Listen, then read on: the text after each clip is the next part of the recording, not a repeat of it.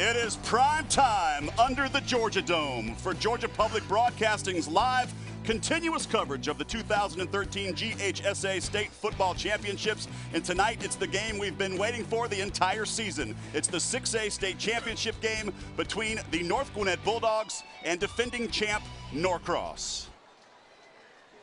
Good evening, everybody, and thank you so much for joining us. I'm Trey McDaniel, along my long-lost partner, Gil Tyree. Gil, so glad you're here with us tonight. Gil, we've got two teams that you and I are very familiar with, and they also happen to be very familiar with one another. Of course, Norcross coming in as the defending champion. We saw them win that one last year in one of the most consistent programs in the state, North Gwinnett, searching for #1. As you start to break down this matchup, North Gwinnett has a pretty high-powered offense. We know them as a passing offense, but they've made hay in the postseason by running the football. That's great stuff, Keelan. MLK has no shortage of talent as well. Let's start with their best guy. It's cornerback Wes Green. Now, this guy has 25 college offers. He was committed to South Carolina just this week, Keelan. He opened up his commitment again. He's wide open. Anybody can have him. Georgia's in the mix. He's a shutdown corner, probably their best player. You'll see him on Saturdays next year. Another guy to look for is defensive end Arden Key. Arden Key is just a junior. He's going to be one of those guys that we talk about next year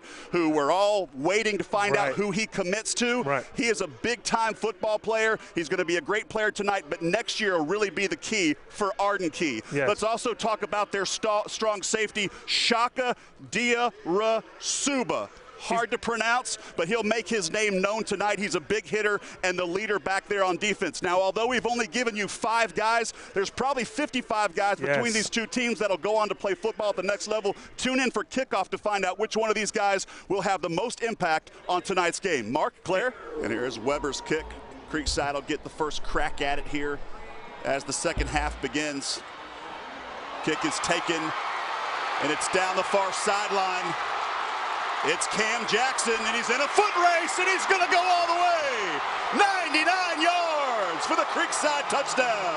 We're live in Gainesville for Football Fridays in Georgia on Georgia Public Broadcasting as we await kickoff between two defending state champions and two current #1 ranked teams as the Gainesville Red Elephants play host to the Buford Wolves. Good evening, everybody. I'm Trey McDaniel alongside Keelan Johnson. Keelan, this is a game we've had circled on our calendars for months now. Two defending state champions, two of the best programs in the state, two of the best teams in the state, and they're looking to play each other for bragging rights in this area up here in North Georgia tonight. And let's get started with the Gainesville Red Elephants.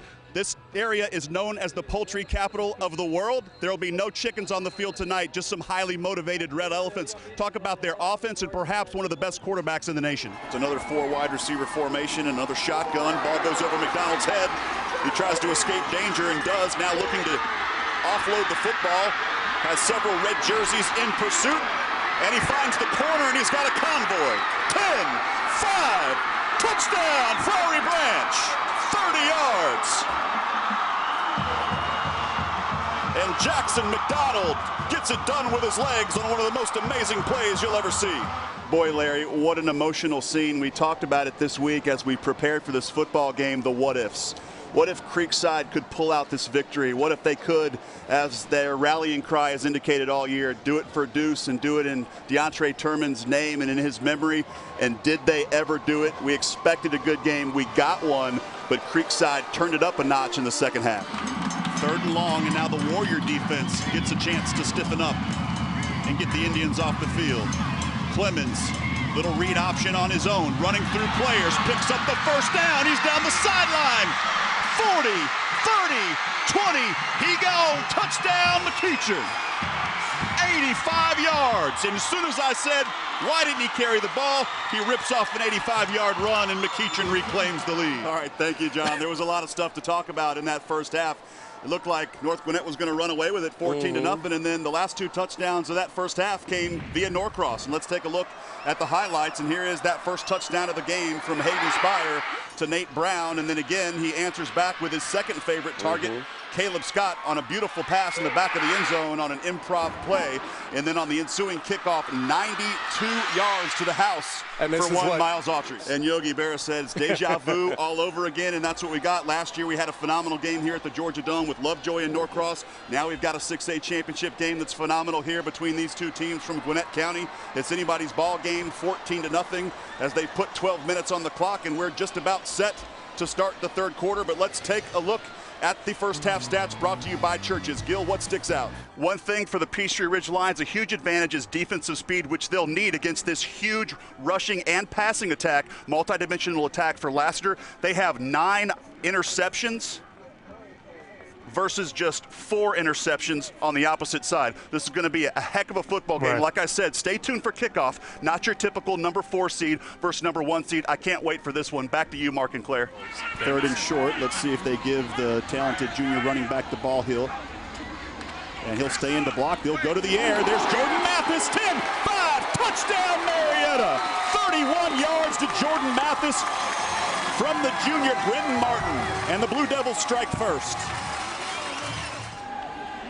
And going deep to the air is Ty Clemens. He's got a man. It's T.J. Rahming to the 30-yard line. It's a foot race. He gone.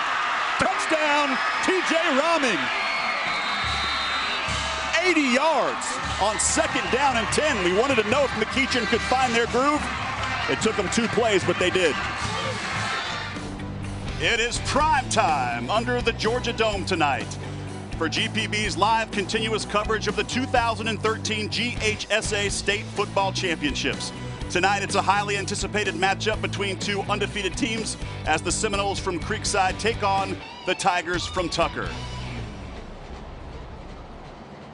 Good evening, everybody, and thank you so much for joining us. I'm Trey McDaniel alongside Larry Smith. Larry, as we said, this is a highly anticipated game.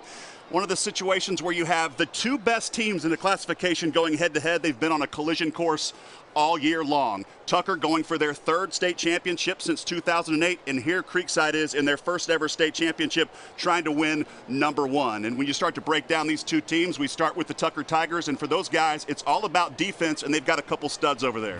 It is Football Fridays in Georgia, live from Northcutt Stadium in the heart of Marietta, Georgia, as we await kickoff between the Marietta Blue Devils and the 2nd-ranked McEachern Indians. Good evening, everybody. I am Trey McDaniel alongside Keelan Johnson. Keelan, we're right in the heart of region play. We're finally in Cobb County. Yes. We get to see 2 juggernauts duke it out. Let's start with number 2 McEachern and the guy that everything's going to run through on offense, their talented quarterback, Ty Clemens. Yeah. Welcome back to City Park Stadium, home of the Red Elephants. 24-7 halftime advantage for Buford.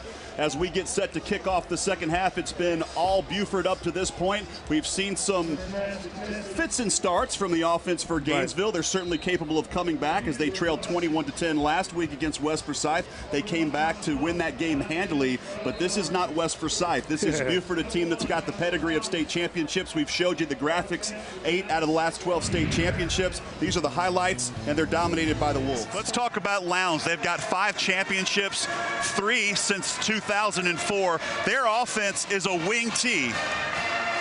You don't see a lot of wing T anymore, but because they run the wing T, that makes their key group on offense the offensive line. Like John said when he was talking to Coach McPherson, not very big, but they've got 5 guys who have rushed for over 200 yards so far this year. That's the guys that have to get it done. On defense, they run a 3-4, and their key group on defense is going to be their front 7. Their linebackers and their linemen have to do a good job of hemming in Norcross's running game. Norcross wants to run the game to establish the pass. Now, both of these teams have championship pedigrees. They both have their eyes set on the Georgia Dome. But one team's going to go home and one team's going to move on. We'll find out after kickoff which is which. Until then, back to Mark and Claire. He's had a pretty quiet night, but he just gave his team the lead in the 4th quarter. Just a 5-point lead. 2 missed extra points, a missed kick, and a missed 2-point conversion for McEachern. They've kept it close. Here's Torrance McGee. Down the sideline, couple men to beat, crosses field, and he might go all the way. 20, 15, 10, 5, and McGee's in the end zone. 99 yards for the Warrior kick returner.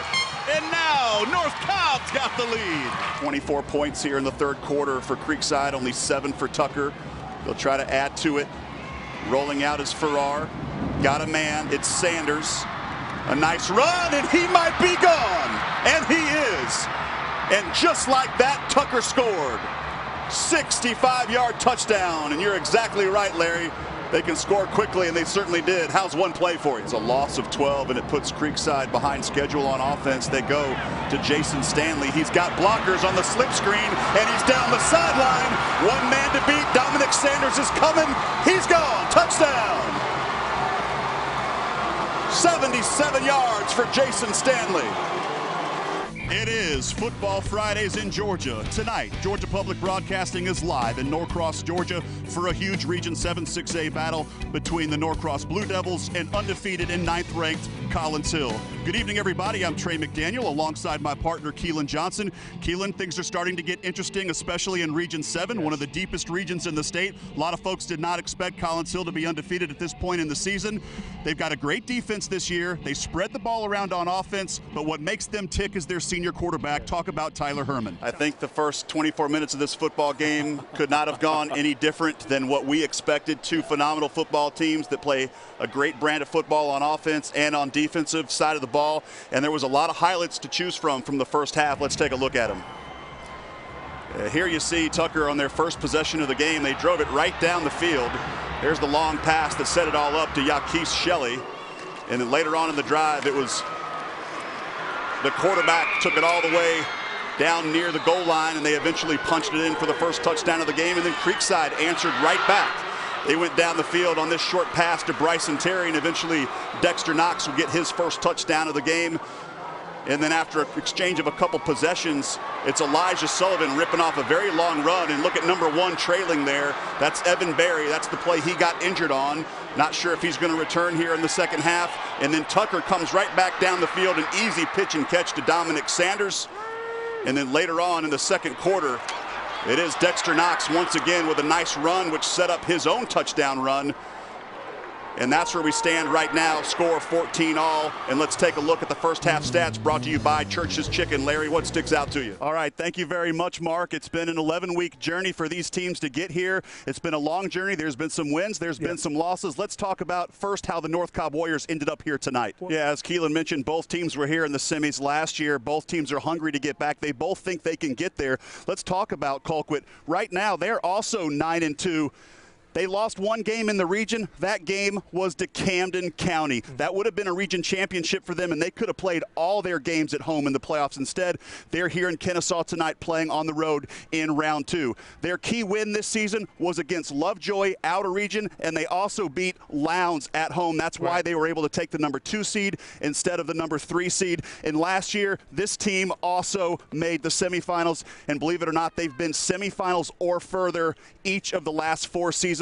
Unfortunately for one of these teams, the road stops tonight. So it's going to be a huge game. We can't wait for kickoff. If you want to know what's going to happen, you'll have to do what we do and wait for kickoff. Until then, we'll send it back over to Mark and Claire. 7:30. First and 10 from the 11. Robert Snyder saved a touchdown there. And here is Bush pulling it out and carrying it himself, sniffing out the end zone and finding it. Touchdown, Norcross. 11-yard quarterback keeper by A.J. Bush. Thank you so much, Nelly and Gil. You said it. A game that had a little bit of everything.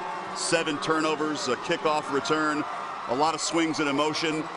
Norcross comes out down 14-0, and it's the kickoff return, 92 yards by Miles Autry, that helps them get the momentum back, and they never looked back. 31 unanswered, and they rode it all the way to a state champion.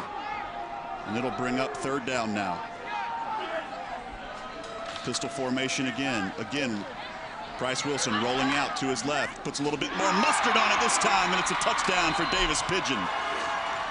11-yard touchdown for the big tight end, and Walton extends their lead.